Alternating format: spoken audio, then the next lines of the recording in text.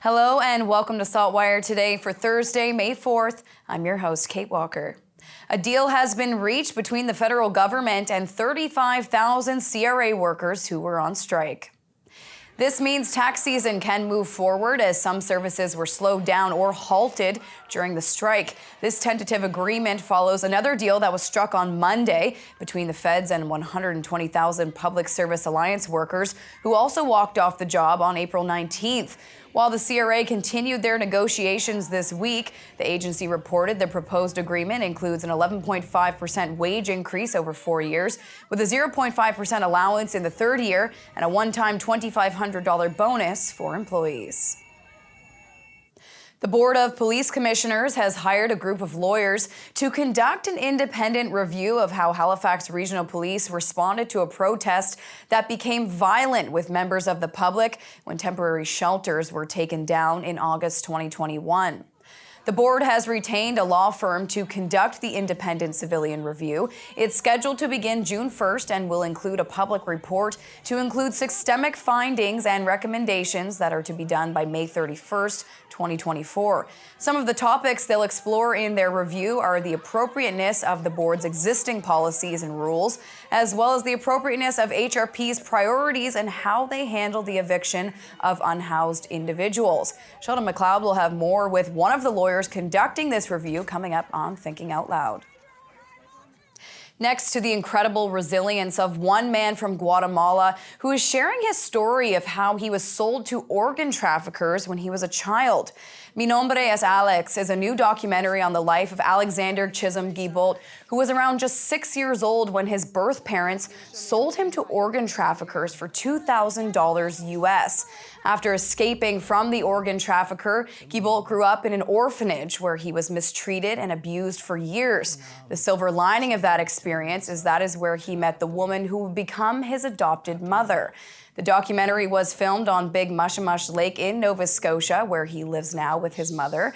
His story marks his journey to Canada in 2015, where he has since shared his story with thousands in hopes of raising awareness and encouraging other people to tell their own stories. The documentary was written and produced by Westmount Road Inc. and is streaming on Bell TV 1. One Dartmouth lawyer and author spent the pandemic looking for ways to get creative at home. Martin Jones found it on the piano, which he's been playing since he was around 6 years old. When he sat down more than 50 years later, he began to create music that he's now sharing with others. SaltWire's DeMont has his story.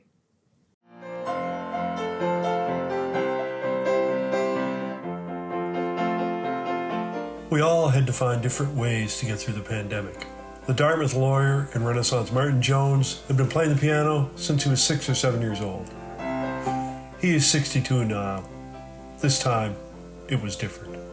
I think it's 55 years of banging on the piano, more free time, and I do think the stress of COVID, worrying about family, worrying about work. Our office never closed a day during COVID, and I think it was just an outlet for me maybe to get through this period of time. Jones found his creative inspiration in musical heroes like Elton John, Eric Clapton, the Eagles, and Leon Russell, but also in his own personal history and in the landscape of life in Dartmouth, including the fabled Steak and Stein restaurant, which had recently announced that it was closing its doors. One thing that is certain is that Jones's burst of creativity is showing no signs of slowing down. An instance, then, where the pandemic has changed one man's life for the better. I like my songs as long as they keep coming out of me. I call it pulling a Stevie Wonder when you stop making new ones, because he kind of just stopped making them. And then some days I think I've pulled a Stevie Wonder, and then the next day I'll make up 3 new songs. So time will tell. I'm John DeMont for the SaltWire Network. It's time now for a glimpse of today's Thinking Out Loud with Sheldon McLeod. Today, Sheldon is speaking with Mark Sandler, the Toronto lawyer overseeing the independent review of the use of force in dealing with the homeless in HRM. Just reading here some of what the terms of reference are, just to scroll through this motion that was adopted. The Board of Commissioners prepare a draft of a mandate in terms of reference for an independent civilian review and oversight. Tell me exactly what it is that you will be involved with. So the purpose of this independent civilian review is to examine the policies, the practices, and procedures that are in place at the service and the board to address these kinds of issues when they arise. So we look at a systemic level. What should the role of the Halifax Police be when issues around the treatment of the underhoused and unhoused people in public spaces come up? To what extent should enforcement be involved? To what extent should there be interplay with community agencies and stakeholders before, during, and after any such enforcement action, if it should even take place? How should the police interact with vulnerable or marginalized communities, particularly the underhoused and the unhoused? And so all of the kinds of systemic issues that arise in these issues are up to be explored by our review. The review is to be entirely independent. In other words, nobody dictates to us what findings we make or recommendations we make, and then the board hopefully takes that report at the end of the day and develops a strategic plan as to moving forward to address the issues that we identify. And for Sheldon's full conversation, head to the opinion section of SaltWire.com. Time now for the Atlantic Sports Wire, presented by Scott Squires. Thanks, Kate. Here's part 2 of my conversation with Halifax's own Tyler Scott. Halifax and Nova Scotia have a reputation as being a hotbed for basketball talent. From your perspective, why do you think that is? Again, great question. I just want to say it's just we've always been a great basketball community and a great basketball city and province in itself.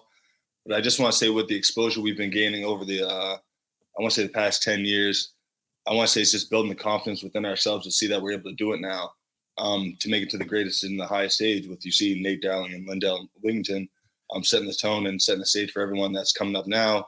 I think it just gives everyone the vision that shows that you can do it. It doesn't matter where you are in the world, it shows that whatever your dreams are, if you want to work hard, that you can achieve them. Yeah, well said. And when I was looking up some mixtapes and highlight reels for Tyler Scott, I saw some footage from a recent summer league. What can you tell us about that? Honestly, it's called the RGT League. Recently renamed, I think it's the 902 Men's League. It was just a men's league started here with Daniel Judd, a local guy within the community. He just started a men's league for us. Just seeing guys probably getting tired of us asking him for gym time, and he just started a men's league with probably some of the top guys around here. 3 divisions. It goes from the summer throughout the spring and the winter, and throughout the fall as well. So I'd say it's probably kept me in shape, somewhat of game shape, and I've been extremely appreciative of it just because it's kept me in shape and it's kept me in the gym throughout the pandemic and through these years without playing professional basketball. For my full interview with Tyler, you can click on the video tab at saltwire.com and visit our SaltWire YouTube channel. In Halifax, I'm Scott Squires for the Atlantic Sports Wire. Thank you, Scott. On to weather now to see what's coming up in the forecast. We're going to check in now with our weather specialist, Alistair Alders.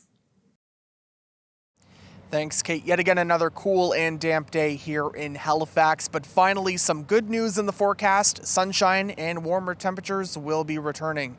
This evening, though, cloudy skies, scattered showers and drizzle with the temperature near 6 degrees and northeast winds of 20 to 40 kilometers per hour.